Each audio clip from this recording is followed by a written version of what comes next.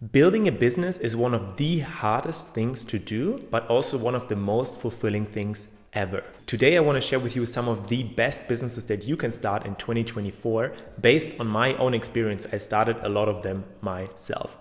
Let's jump right in. Number one, YouTube. In particular, building a personal brand on YouTube. YouTube is by far still the number one social media platform out there when it comes to monetization and longevity. People make the most money on YouTube compared to any other platform. And I see small creators being pushed recently dramatically. When I look on my For You page, I see a lot of channels that have less than 1,000 subscribers. YouTube is like digital real estate. Once you have videos that perform, they can make you money and views forever. I have videos that I uploaded 3 years ago and they now get more views than they got 3 years ago. So if you upload evergreen content, you can truly build passive income over time with YouTube AdSense. But the actual reason I'm starting with YouTube, and particularly personal branding, is that it is the foundation to selling in 2024. Look at what all the creators, all the business guys do that are out there. Look at Iman Ghazi. He's telling you to start an agency, but what is he doing? He closed down his agency in order to go all in on his personal brand. He pushes YouTube like never before because he's aware of the immense power that an audience on YouTube brings. Yesterday, I was at a nightclub in a random city in Austria. It's 3 a.m. I am tired, I don't really like clubs, and I want to go home. All of a sudden, a guy comes up to me at 3 a.m., pitch dark club, and he tells me, "Hey man, I saw you on YouTube. I love your content." I'm like, there's no way. I have 3,000 subscribers. Like, there's no way that you know me, right? And especially in this dark. And then he says something particular about a video that I posted. And I was like, wow, he actually saw my content. How crazy is that? Now imagine the influence and the people you reach if you have 10,000 subscribers, 100,000 subscribers out there. And I'm not only talking about networking and meeting people, but actually selling products, actually promoting services on this. This is probably the best business you can build to promote any other service or product that you ever will launch in your lifetime. And now you'll think to yourself, oh, but I need expensive camera, I need a good setup. I'm not Mr. Beast. I don't have 200 employees. And I actually see a shift in YouTube recently where they push not only small creators, as I said, but also raw, low edited content with not a lot of edits and jump cuts, but more like raw, really value giving content from small creators. So this might be your opportunity to grow on YouTube. And the money you're going to make on YouTube is not in the ads, in the AdSense. It's nice to have, but it's actually then, as I said, about producing and selling your own products or promoting other products. From my own YouTube channel so far and from my Instagram channel, which has about 25,000 followers, I gained tremendous amounts of value and credibility as well in business. And if you're afraid to show your face, man, come out of your comfort zone. Do something that scares you every single day. This is the only way you will ever grow. If just one of you guys today picks up the camera and starts filming the first video, be it a short on Instagram, be it a TikTok or a YouTube video, I am so happy that I made an impact on you guys, because this is the first step towards something big. And please let me know, DM me on Instagram if you actually do. And I'm actually sharing step by step how I approach that topic of building an audience, building a personal brand, selling digital products in my free newsletter. So check that out in the bio below. So YouTube is definitely S tier for me. It's not a get rich quick at all, but it is a long lasting compounding asset, a digital asset, as I said, a digital real estate on the internet. It's like buying real estate, but on the internet. It's truly an amazing asset to have. All right, number 2 is sales, in particular, high ticket sales. Sales is the number one skill that you can have in business. Sales is one of the top skills that you can have in your life. If you're able to sell anything, you're unstoppable because you're always in demand. How does high ticket sales work? You close deals for businesses that are high ticket, which means like 2,000 or 5,000 and up, and you get a juicy commission on that. Salespeople are always in demand because they bring the business money. And if you are able to close a client, you get a juicy commission, anywhere from 20 up to 50% in some cases. And if you get 50% of a $5,000 deal, you made yourself already a nice income for the entire month by doing one call. Now, actually, my first ever job was in sales. Now, I wasn't actually a high ticket closer. I was a stage before that. I was an appointment setter, which is like the rookie of sales. It is when you pick up the phone and do like cold calls to businesses and try to get them into a sales meeting so that a closer then can close them. When I read the job description of business development, I actually had no idea what I would do in that job. As it turns out, it's as simple as calling businesses and trying to sell them our services, which was a marketing agency. So we sold marketing packages to restaurant owners. So my job was to go there and look up every single restaurant in Vienna, call them and say, hey, do you need like influencer marketing and so on. Not the most fun job in the world, definitely, but it has a commission as well. Now, high ticket sales, the closing part, I definitely rank A tier. It is not as easy as just getting started because you need a lot of knowledge and you also need like persuasion skills. You need actual like sales skills because the people that you sell to, they're also smart, they're business owners. So it will definitely take you a few months, if not even 12 months to really get started and close high ticket deals. In my short period as a setter, I made just 2 sales in 3 months. That's why I rank it A tier because it's not as easy to get started. Now, before I come to the next business, which is actually one of my absolute favorites, this fits perfectly in between high ticket sales and the next one, which is actually a project that I've been working on for a long time, which is an AI appointment setter. It's an AI that calls up the leads that are interested in your business or even cold calls and sets appointments for you. Like it sets the high ticket sales calls. So if you own a business and you get clients by doing phone calls, or if you're employed in a business and you get clients by doing phone calls, then go check out Setter AI, which enables you to do thousands of phone calls per day with the link in the bio below. All right, and business number 3 is software. So if you look at the most valuable companies in the world, it's all software. Software is eating the world, as Mark Andreessen says. So I now have 2 software companies and I can't even code. One is Genie AI, which is a simple ChatGPT on WhatsApp integration, has about 300,000 users so far. And honestly, I could have coded it myself by just asking ChatGPT how to code. But in both businesses, I have a technical co-founder who did the coding and I did the marketing because that is what I'm good at. And software is definitely not the easiest business to get started with when you're a beginner. But when it works, it is one of the most beautiful things that you can imagine. It's like having 1,000 little robots, that is the code, right? Doing all the tasks for you that you would otherwise manually do if you own, for example, a service business like an agency, okay? Like if your software has product market fit, like if users actually want to use your software, this is the most beautiful thing in the world. And especially when you get monthly recurring revenue, that means they pay you every month because they find your software so valuable. You wake up and you basically don't have to do anything. That's of course not true, but if you wanted to, you wouldn't have to do anything. But of course you want to grow the business and that's why you still work every day like crazy. Now my second software, Setter AI, is right now brand new.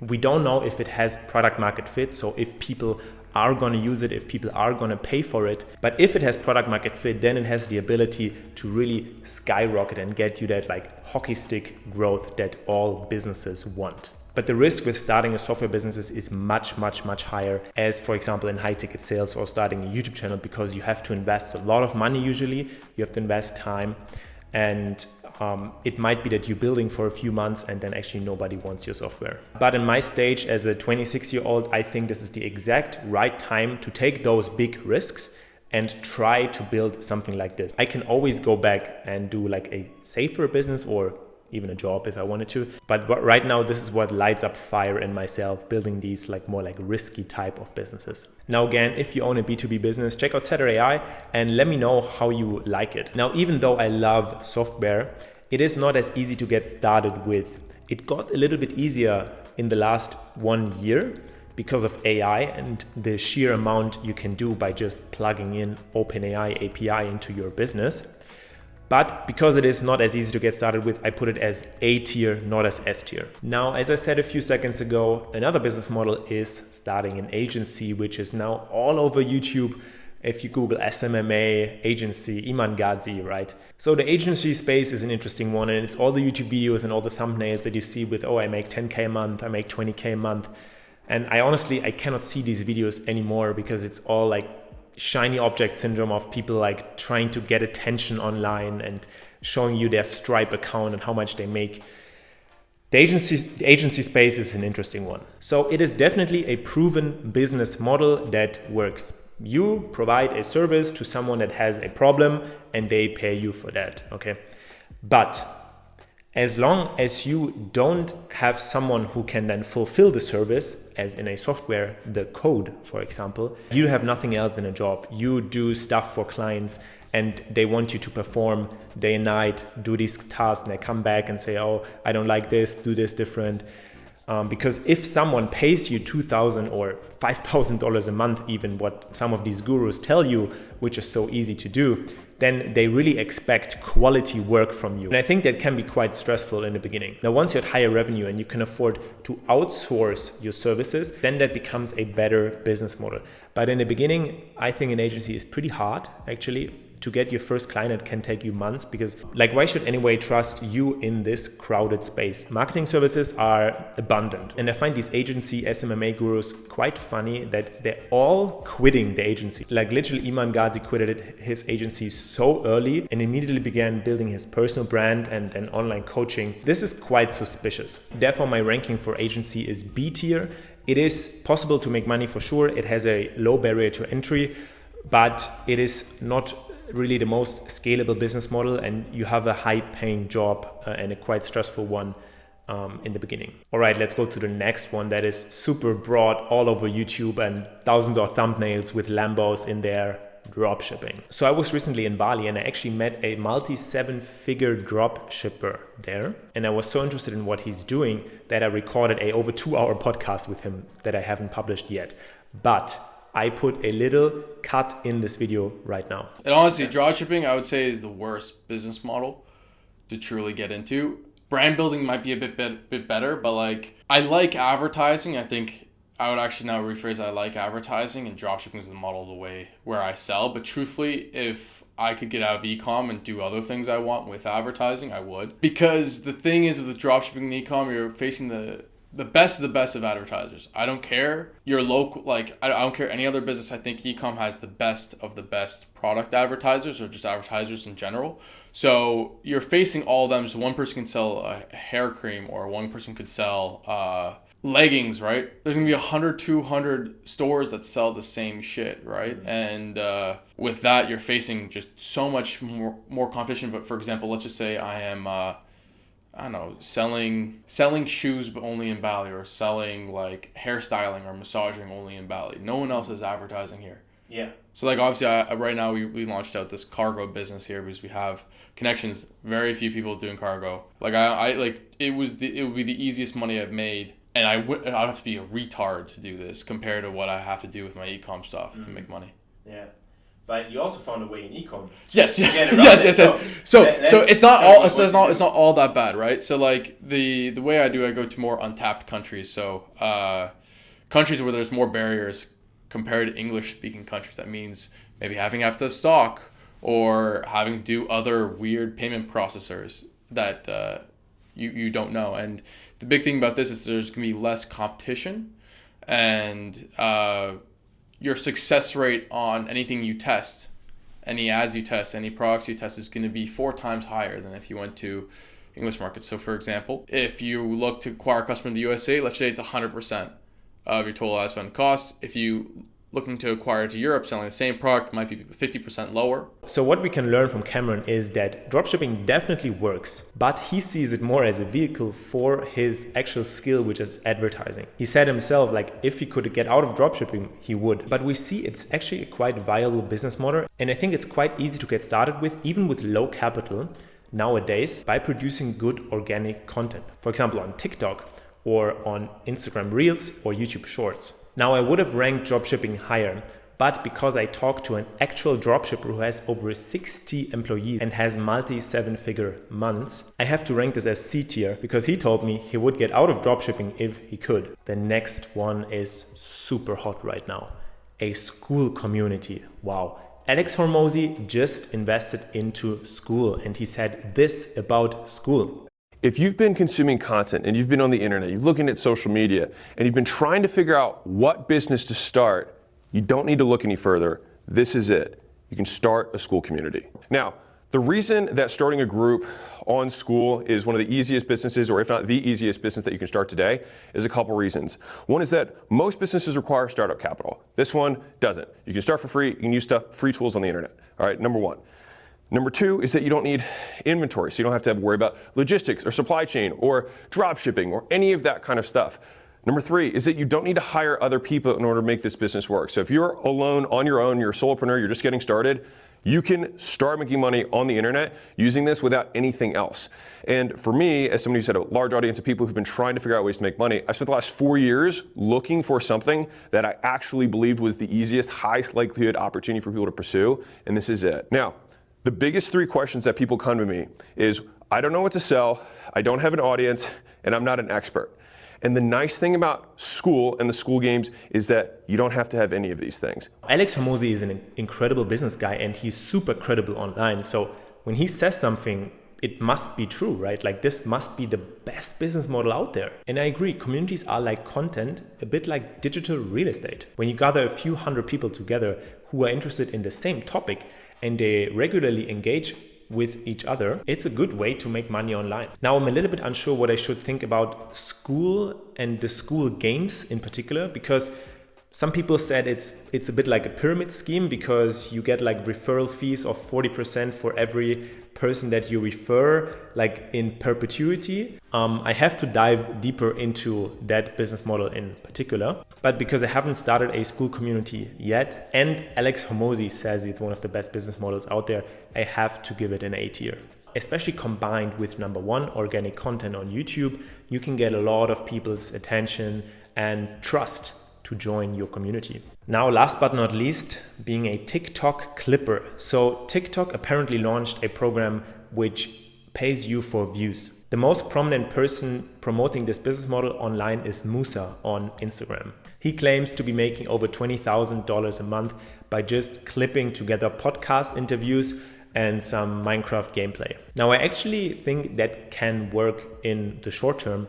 However, I don't know if TikTok and Instagram and YouTube Shorts do want this more like trash content, right, forever on their platforms. For them, it's quite easy to go ahead and say like, okay, whenever we see like a split screen video of like some Minecraft gameplay, we're just not going to show that anymore in the algorithm because we want quality content on the platform and not trash content like this. And all you're pretty much doing is you're stealing other people's content and repurposing it, which is kind of like a gray zone. Also, the thing is that is just available in the US and UK. And I think even for the short term, it is quite easy to level up on TikTok quite quickly with this. And it might be worth for a beginner to try that, especially because you get better in content creation, which later can help you again build your personal brand. However, this is nothing that I would say is a long-term business that you can build and also outsource. You're basically there, your own employee, and you're clipping Minecraft TikToks all day long. And what I also saw Musa doing is he launched his own software, AI software, because he knows, okay, this is not a business model he wants to do forever, but he actually knows, okay, software has like way more leverage, way more value if he wants to sell it in the future. So he launched a software that actually does this clipping for other people, which is a very, very smart move.